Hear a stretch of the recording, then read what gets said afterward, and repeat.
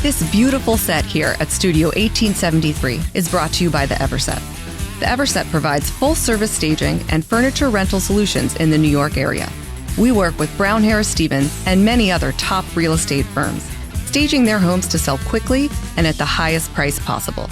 Our staging is affordable without sacrificing quality or design.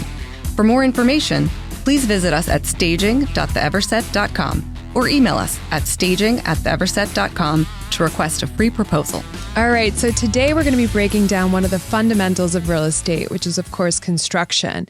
By understanding construction better, you can mitigate your risks, you can manage your properties more efficiently, and you can ultimately optimize your profitability and sustainability. So for this reason, we are so excited today to be welcoming Angela Salvatore. She is the COO and co-founder of Nicon Build, which is a fully integrated consulting and construction company based in New York City that manages projects from the design phase all the way through to completion. So, Angela, welcome to the Build Up. Thank you. Thank you, guys. Of course. We're so excited to have you here today and have this conversation. And it's so impressive to see how quickly your team and yourself have grown Nicon Build, especially in such a competitive market such as New York City.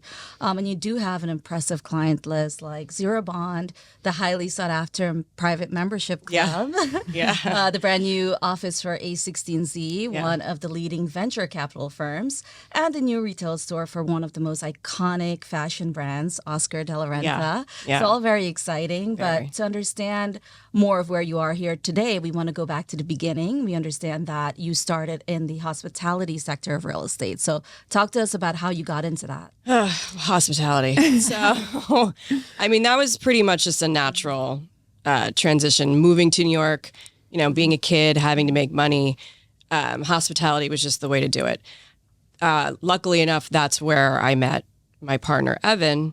So, it was a pretty natural transition for us to go from hospitality to another business together. But yeah, hospitality for me was more about, survival than anything. And then beginning to learn how to run businesses, starting from literally the bottom to, owning my own business.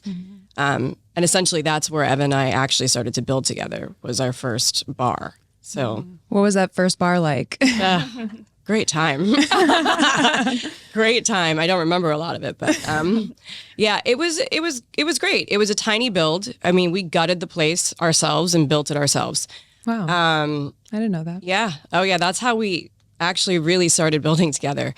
And I mean, it was a quick run. We only had a 5-year lease. We were in and out. But from there, we, built our hospitality management company. And pretty much not every venture, but most of the ventures we did from there on, we were involved in the build one way or another. And, I was responsible for running the businesses and he was responsible for maintaining the revenue and running his side of things. And that's, somewhat how it all started to phase in together, how the two collided. Got it. And what was ultimately like the catalyst where you're like, we're done with hospitality and we're going all in on construction? Nightlife was so fun. I think that, I know there got to a point where we were done. It had run its course with us. We were, disillusioned. You can only do it for so long. But at that time too, it was just, I don't know if the perfect timing, if you will. Evan had started to take on jobs building towards the end of our run there. And, he pretty much turned to me and said, we've got a lot going on. I think this is really where we should be moving. Essentially, we always wanted to own a building and have our venue in the building. We never thought about just, leaving hospitality altogether. And being in construction is a great way to start, in that and getting your own building development, et cetera. So while we were transitioning out of hospitality slowly, Evan was slowly taking on deals and I was starting to transition into, building Nicon Build, the business. By the time I had transitioned out, we had like 10 jobs going. Wow. it was like a snowball that would not stop rolling down the hill. That's awesome. It was insane. That's amazing. Yeah. And what you said is so true about construction being one of the best ways to get started in real estate, because it's like, and that's why we're talking about this. It's the literal, basis of what we're talking about. And so a lot of people start in construction and then they move on to development, like you said. And so it's so smart that that's kind of the path that you guys are taking, because it's only going to make yourselves better investors. But along the way, you're now building this really successful business. But now that you look back on your hospitality time, and maybe it will come back in the future, like you said, if you go on to buy a building. But, how do you think that all of that blood, sweat, and tears from hospitality, nightlife days has helped you to be a better businesswoman today in construction? Well, I will say, that kill or be killed mentality really does well in construction. I mean, it is unbelievable. And it's kind of ironic. I think that nightlife is actually more hostile than construction. Wow, that's a big statement. I mean, I don't know what it's like now than it was, over a decade ago, but it definitely came in handy, that aggression, that, hunger. You have to be quick on your feet, don't take any shit from anyone, but 100%. Yeah. But at the same time, because there was that hospitality background in my head, for the both of us, really, that the customer is always right. We tried to bring that to our business, because construction is really hostile. It is not hospitable at all whatsoever. There's no. So that was a big thing that helped us, I think, continue on, maintain a clientele, and get through those moments that could be a little adversarial, or those hostile moments that could turn really bad really quickly. That background helped us, mitigate that disaster. Right. What about the network that you built in hospitality? Has that been able to transfer over to construction now? Oh, yeah. That was the big part of when we took on the majority of those jobs in the very beginning. It was almost as if every single person that we knew or worked for or worked with was opening something. And who are they going to go to but the person that they trust, right? And that they know. So, yeah, I mean, it was huge. And that's, ultimately, too, where, clients like Zero Bond came from. That's where, we worked for Scott. Yeah. So, and it's a big trust factor, too. We did, I don't want to say get lucky, but, there's a big trust factor that you have to put into your contractor as well. And when we proved that we could do it and we did it right and did it well, it continued on and continued on and continued on. So that network was very, very important. That's really cool, I think, because you bring a different edge, right? Because you come from that hospitality background and you're immersed in it. So you have the design eye as well, right? You know exactly what your clients are looking for, and to have that rapport, that's super important too. Yeah. So that worked out well for you. Yeah. So far, so good. So since construction, though, is such a fundamental part of owning and investing in real estate, it's the literal foundation of real estate, right? We want to tackle some frequently asked questions. And the number one complaint is you always take longer, right? It always takes longer and it costs more. So always. What are some, tips or best practices that you can advise investors about this? So, God, there's so many catalysts to those, issues. I would say that, well, number one, we get a bad rap as a GC. Everyone assumes that we're making up a price that comes from nowhere. Like, we price out what someone gives us, and we can only price out what someone gives us. If the client doesn't want that, then they have the option to change it. I always suggest, the best way to mitigate that risk is to start from the beginning with us as a partner almost. Like you said, from the beginning to end, from the design to the end. Doing a pre-construction service and having us as a CM is a better service to you than to just bring us on and to just start, one lump sum job and then hope for the best. And I'm sorry, by the way, those doors that we ordered, they're not coming for 3 months. like Such a good point, because the designers, they get all excited and they put in like crazy things. But if you're in the room when those decisions are being made, you could be like, that's an amazing design you just did, but just so you know, that's going to take 6 months extra. Right. And then in the room, we can all say like, well, we want it, and now we're going to plan for 6 months versus. Right. And we can beat those long lead items. We can help value engineer if, your budget's $500,000, but your tile just brought you to, something I would do. Yeah. Like, by the way, this stone is like $85 a square foot, right? And you're doing an entire wall. Yeah, because we don't know. We bring in mood boards and we're just like, this is pretty. And then like the contractor's like, well, that's great, but it doesn't fit in your budget. Yeah, exactly. And it's never coming, by the way. So yeah. It's never getting here. Yeah. But, and that way too, it's not like you're just hiring a contractor. You're hiring almost a partner. Right. You have risk. You both have risk here. And it's an open book and everyone's communicating and there's no secrets, there's no secrets behind the walls, and everything's an open book. You have to communicate. And from the beginning, it starts there.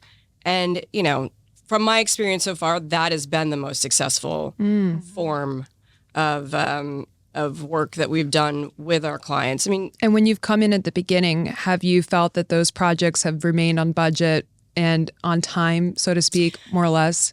So to speak, yes. And if they don't, it's because the client's very aware of what they've, added on and ordered. I mean, if you're going to add work on, you've got to expect that there's going to be more time. But the original scope is still on the first delivery date. Yeah, exactly. And the budget is the budget because you've chosen the budget. You've signed that budget. Everything that we've, priced out, we've given them the option to say no. Yes, no, yeah.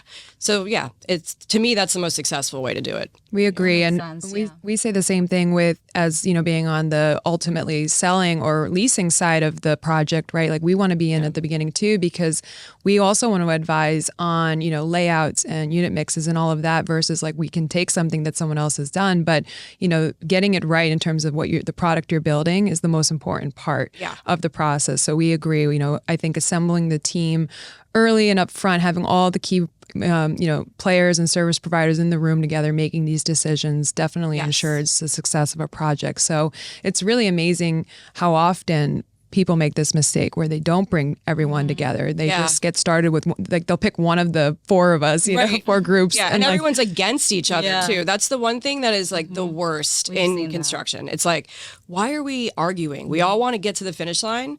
Let us help you get there. Right. So when we do a job where it's not a CM contract and it is something more of a stipulated sum, and we come in and get awarded the job, and here's your number. But unfortunately, that was never in this plan that has this number, and everyone gets upset. And it's not. That's just not the way you want to do things. And we try to, work through that as best we can and be as open with the client as possible. But sometimes, it just doesn't work like that. And that's unfortunate when that happens. But, it is what it is. In terms of for clients who are setting out to hire a general contractor, what should they be looking for? Like, well, if you were going to hire one, obviously you are one, but if you were like, now that you have this experience and you're going to hire someone in another state for an investment project that you bought, right? And you're not going to go do the work yourself because you don't live in California. What would you be asking these contractors that you'd potentially hire? Well, if it's somebody that's never done it before, too, I would honestly hire an owner's rep, someone that speaks the language. I would, especially if you have never done it before. You could be doing a, ground up and pick a contractor that only does fit outs, and you are so screwed at that moment, But also, it's good to have an owner's rep in situations like that because they are your protector. They're your buffer.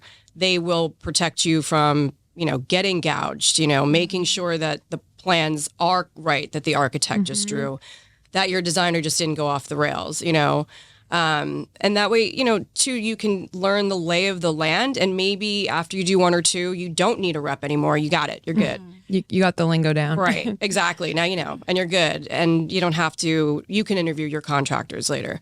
Or you've built relationships with those contractors, and now you have a good marriage, and you can just move on with them without the rep. But yeah, an owner's rep, 100%. Wow. I would totally advise against not having that. Which I imagine a lot of early investors, A, don't know that service exists, and B, if they find out about it, they probably didn't budget for it. So now they're like, you know what? Yeah, That seems like an exactly. added expense. I Yeah. don't have budget for that. Yeah, and then they lose all their money because they didn't have Exactly. it. Yeah, I would not skimp on that. yeah, at that all. we see that a lot, right? Is that our clients, they say it's like a penny wise, a pound foolish, right? Yeah. That happens so often, and it's really frustrating on our side because we've seen this play out. Over and over and over, right? But when the client is in that decision mode, they just can't get out of it for whatever reason. I think that also goes back to sometimes how they bought the property, at what they bought it at this price. Now it has to be made for this, and Exactly. it's like, and then the best is when they're like, and now you have to sell it for this, and we're like, we're not like magicians. Yeah. Like, Yeah. how about you don't buy it overpriced if Yeah. this is ultimately what it's going to cost? You can't change construction costs. You can't change what the market will ultimately buy it or lease it for, but you can change what you get into it for. Exactly. And so and then piece it together piece by piece, trying to make that budget work and just making it worse as you go on. We see So that a lot. Yes. Unfortunately. so do I. Yeah. Yeah. And what would you say now that you've gone through it so many times? I mean, we're talking about more about risks. Like, obviously, one of the biggest risks is obviously, like we said, maybe not buying it. But on the construction side, like once you're in the project and you're on the job, what are like one of the biggest risks that you have as a contractor that the client would face throughout these project cycles? Anything that's unforeseen, you never know what you're going to get when you open up a wall or a floor. Structure could be falling apart, and then you're like, oh my God, everybody stop. We need to, the building's going to cave in, and that literally just happened, Where? one of the projects we have uptown.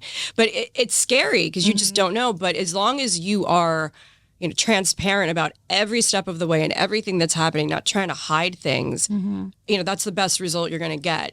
No one wants to hear, so sorry, but this is an extra $100,000. But if you don't do it, the building will cave in, It's Yeah. like, there are risks, and those are risks for us as well. We don't want to be put in those situations at all, ever, because it's an uncomfortable situation for everyone involved, Does that happen a lot when clients do the upfront due diligence and get like thorough inspections? It still will Yes, happen? and there's still 1,000 issues happening. Yeah, it's unfortunate. It really is, but it is New York City, and a lot of these buildings are so old, so you're going to come up against it. You always should have a contingency in there. I was just going to say, so what do you advise your clients when you're having a consultation before they purchase or even before you get signed on? What do you advise them on that? At least a 10% contingency. Wow.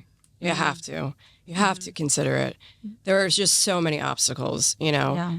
And the city's also, they could just decide one day, like, oh, you know what? If you have gas that you have coming into your apartment or your restaurant, we want you to do A, B, and C. You're going to wait. Things like that happen. It's just unfortunate, the delays like that. So, Outside of your control. Exactly. yeah. Switching gear just a little bit, one stat that we came across as of today, only 10% of in the construction workforce is women. Yeah. Right. So You're looking at one of the 10%. exactly. So what has that experience been like for you? Do you think It's been so fun. Yeah. It's been perfect and It's no smooth. problems, no pushback at all. It's so funny you say that. I'm more, obviously I run the business. So my position is very seldom in the field. But when I am in the field for, meetings or just checking in on the sites, making sure, everything is compliant, very rarely do I see women in any trades. So that for sure, I know is very, very rare. But I will say in the past about maybe 5 years, I've noticed more women in executive positions and in administrative positions, which is great. Yeah. It makes it easier for me. But at least it's showing that the industry is starting to come around a little bit, It's unfortunate. I feel like a lot of women, we're not exactly like taught, raised to be in construction. It's not, encouraged. I think I took wood shop or something, and ballet, like which one do you choose? Balance, right? Yeah. I grew up in construction. I definitely did not think I would be in this industry when I was a kid. But it's a hostile environment. And I think that a lot of women, the men that are in it, the industry has gotten a lot better. And there are a lot of really great companies moving with that trend. But it's going to take a while. For women won't join the force until they see more women joining the force. Right. You know? Do you think that you have an edge, though, in, let's say, you have a meeting, right, or a consulting meeting? Do you think as a woman you have an edge versus being in a room of just men? Sometimes. Sometimes, yeah. There was a long time where I was just the girl in the office. Like, oh yeah, the girl in the office. I talked to her. No name. No, just the girl in the office. Or, or I was Evan's secretary. Oh no. Yeah. Secretary just shows how like outdated they are. Maybe saying that. Oh yeah, I talked to your secretary. Evan's like, that's my partner. Come on. It's not funny, but it's just, I mean, it's ridiculous. You can imagine me, I would say that because it works and it doesn't sometimes, There have been moments where, I mean, if you want to talk about like bias, for instance, there have been times where, we protect our client, we protect our business. There, we have subcontractors that work for us, and then we have, contractors that work aside us sometimes in really large jobs that don't work for us, but we have to work adjacent to. Everybody gets elevated sometimes. We all get elevated because we see... Which is your word for arguing. Yeah, yelling. Nice word. Well, I say elevated when I see the men that work with me and for me yelling, and they're like, I wasn't yelling. I'm like, no, you're right. You know what? You weren't at all. You were not screaming at anybody. So now I said, oh, you were elevated. So, when I get elevated, the reaction is much different from the reaction that the men get. The men get hot, they get heavy. You think someone's going to swing at somebody, then they walk away and the job gets done. I get elevated and I get hung up on, not all the time, but that maybe just happened yesterday. It may or may not. We can't confirm. Or someone will walk away from me like mid-sentence as if I'm, crazy. And you're literally just saying like, no, you're wrong. Right. This is what you were supposed to do. Or why did you do this? Fix it. Do it the right way. This is somebody's home. Right. What are you doing? But that's the one thing that, sometimes it works really well where they're like, oh my God, I'm so sorry. Didn't mean to disrespect you or your company. Others where they're like, she doesn't know what she's talking about or whatever. She's crazy, Yeah. It's definitely a double-edged sword. And, and I think this is just an important topic in general in any industry where there's not a strong presence of women, especially within real estate. Development is another one where there's very few women. I feel like more than in construction, but still not a lot. So it's just an important topic to talk about because, there is going to be discrimination and bias, like we said, but like what personal qualities do you have that you feel have like equipped you for kind of facing this really tough environment? Because it's definitely not for the faint of heart. No, I was just going to say it's not for the faint of heart. Yeah. No, I think my aggression level, I don't take things personally. I never did. If I did, I wouldn't have survived hospitality. That's for sure. Right. That is for sure. But, that, again, that kill or be killed mentality, like, you have to be aggressive. I think also the go-getter mentality, like it's mine, I'm not going to let you, take it from me. But also just being reasonable. I'm a reasonable person. Right. I understand why you're upset. Let's get through it. Why did you do this? Let's talk through it.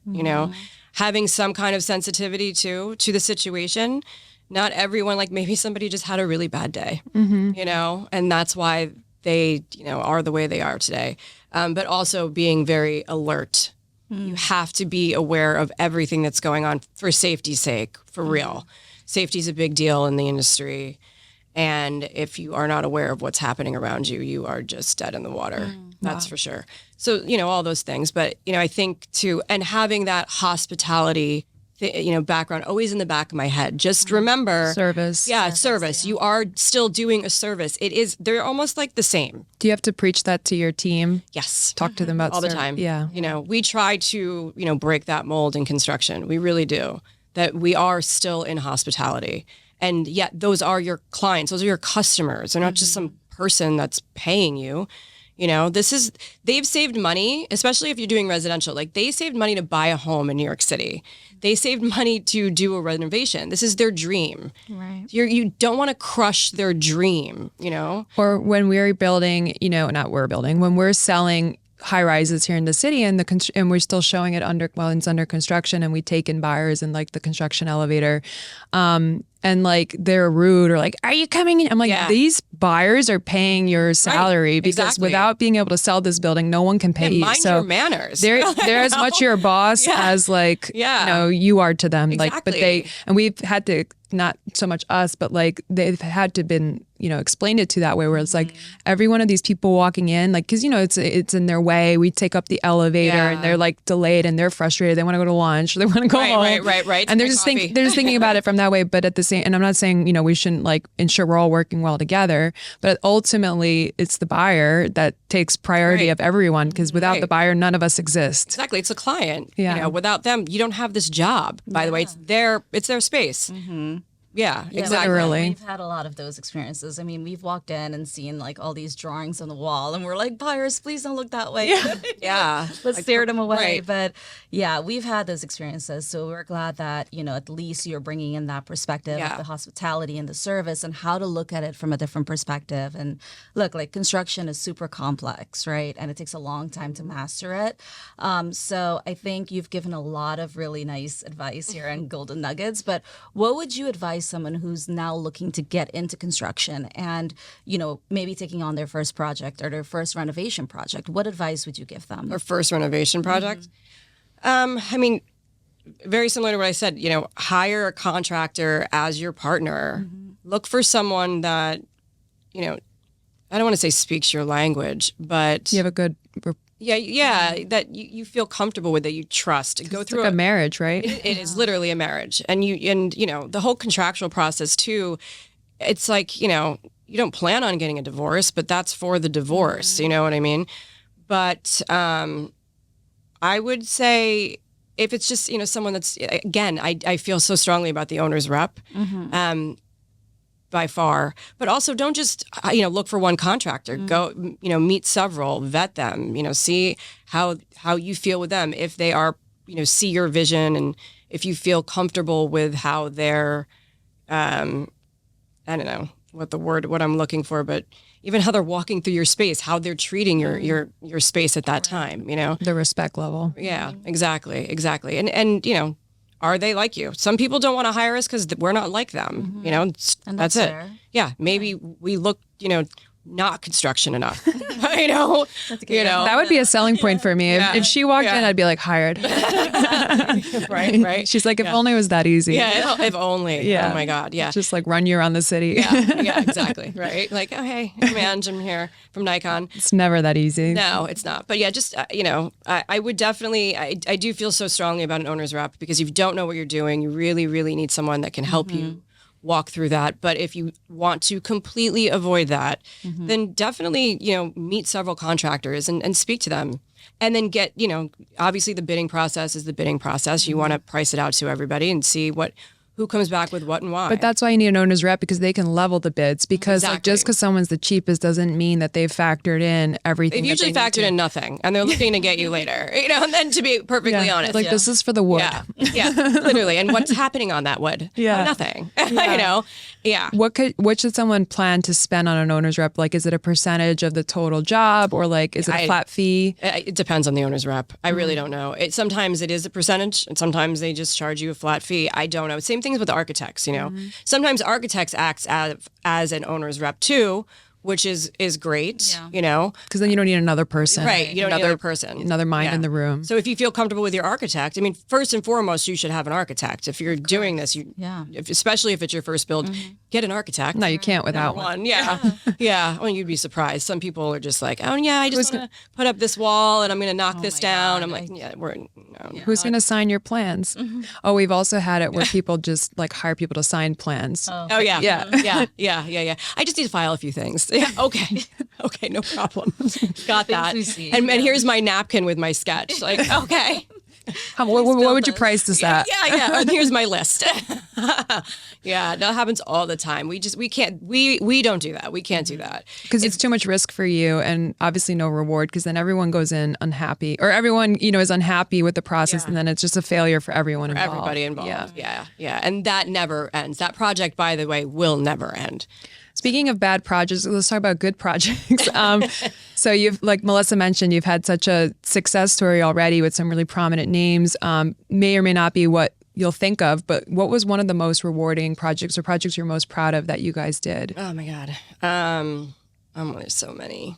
I mean, I would say, not without name dropping, but you did mention Zero Bond and fireworks, everything, you got it. But besides the fact that the space is just gorgeous and we're so proud of that build, the way that project did, in a way, like go down, the way that it did finally finish and unfold was pretty remarkable, because remember, COVID hit, and we were mid-stride, and that was terrifying, not just for us, but for our client. And when I talk about partnership, that was the best example I can ever, say was one of the best ones of a partnership, and us working together as not just client, but contractor. And how are we both going to survive this? Am I going to be able to open this venue? We don't know. Is the city going to open? We don't know. When is the city going to open? Are we going to have a company? I have no idea. No one knew. And the two, we worked together and made it work, and it worked. And there was a moment of absolute terror. And how are we going to do this? How are we going to make it work too, that neither of us go out of business? Right.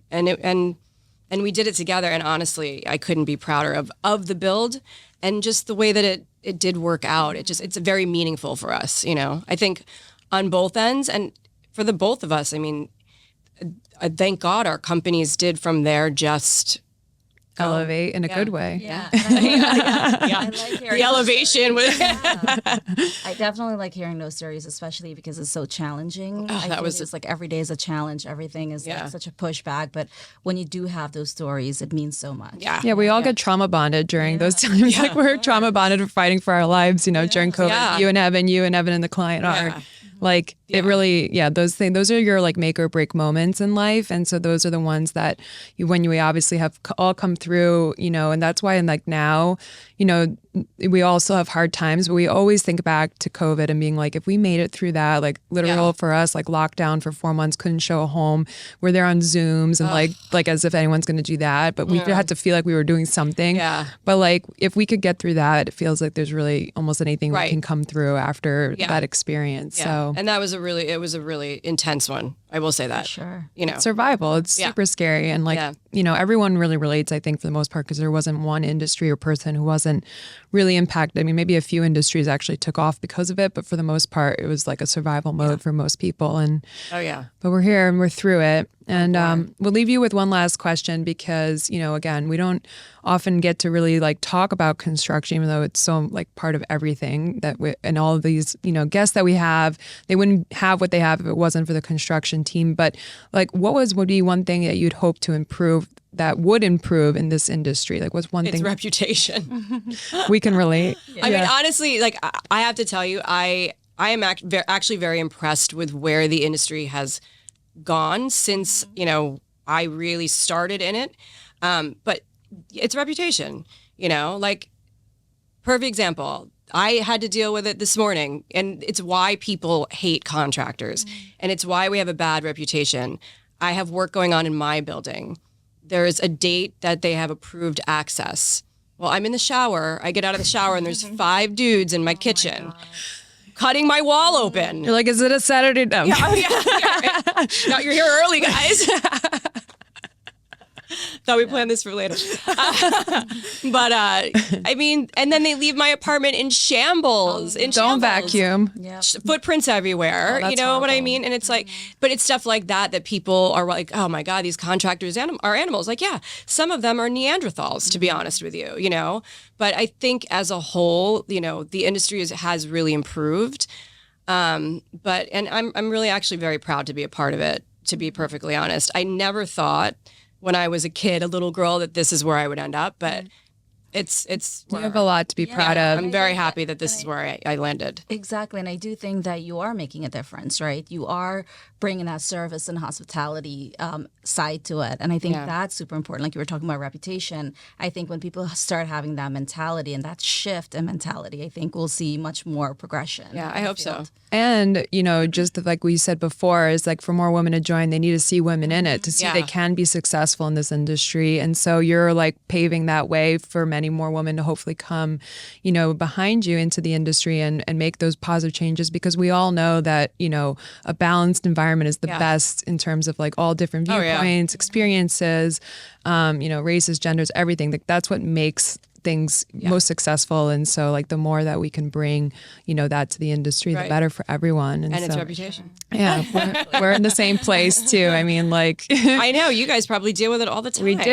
And it's really tough but it also creates opportunity because unfortunately, like so many of our competitors, don't do the right thing. They don't have good ethic and integrity. That allows us to shine. Like it should be like a bare minimum to be in any business, like to be ethical and, have integrity, professional, and all these basics, but they're not, unfortunately. But when you come in with that, automatically you stand out. And so we've used it as to our advantage in that way. Definitely. But it would also be nice to not, to know that like your peers are also striving for a higher standard. Yeah. Make things easier for everyone. But this has been so great. Thank you so much for being here. This is great. Let's do this all the time. I know. I'll be here next week. What do you really need to know about buying or selling a home? First, it's serious business. And it's complicated. There's a lot of money on the table, and emotion too. You need an agent who knows the ropes. So, whether you're buying or selling your home, work with professionals who have a mastery of the craft. So today we're going to dive into a really important topic when it comes to real estate, and that's construction financing. Having this conversation with Angela today about all things construction, this seems very timely. And with financing, it could be complex, especially if you're a real estate developer or a first-time home buyer. Just really understanding the financing can really set you up for success. Of course, yes. And so let's start with the basics. So construction financing involves a short-term loan that's used to cover the cost of building a new home or a real estate project. These loans are usually secured against the property being built, and they're paid out in stages as the construction progresses. And those stages include acquiring the land, pre-construction costs, and the actual construction phases. And, lenders, when they're doing their DD, they're going to require very detailed plans and budgets and timelines. So all of that is very important. Yes. And so there's a number of people who do construction financing loans, but there's a new player in the space, and they're known as Ascent Developer Solutions, or Ascent DS.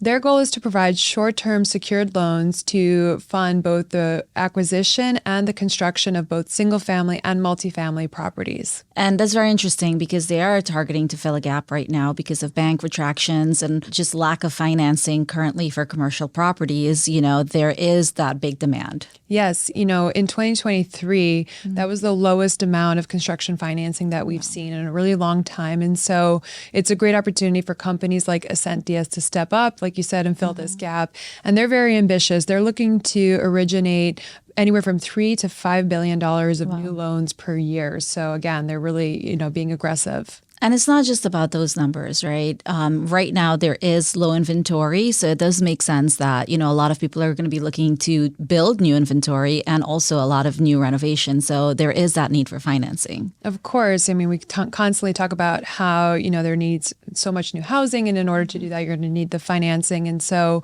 what, Ascent DS is doing is actually really interesting because they're not only providing short-term construction loans, but also post-completion bridge loans that help a developer to have a solution until they secure long-term financing or at least until they sell the property. So it gives them some flexibility. But what's also interesting is Elliott Management was this huge hedge fund. They actually are backing Ascent DS. So that's a huge, vote of confidence for their business model. And this is helping them, with, of course, having lending power, but also fueling their operational costs. Yes. And so for any of our developers who are listening to this or considering to, start a construction project, it's really important important that they really assess all of the financing options, whether it's a private bank, whether it's a traditional bank, private lender, or companies like Ascent DS. The financing can make or break a project. So it's super important you do your homework and you really figure out what's the right product for you. Of course. And even us on a brokerage side, we're always talking to buyers, especially first-time home buyers. And it's really important for them to really